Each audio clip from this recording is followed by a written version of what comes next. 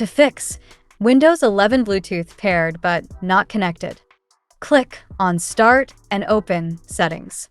On the left side, select Bluetooth and Devices, then click on Devices.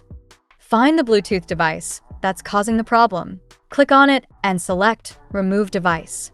After that, click on Start and restart your computer.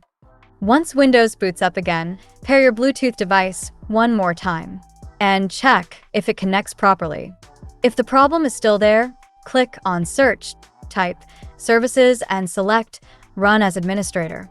In the Services window, scroll down and find Bluetooth Support Service. Right-click and select Restart. Once it's restarted, right-click the service again and select Properties. Set the startup type to Automatic, then click on Apply and OK.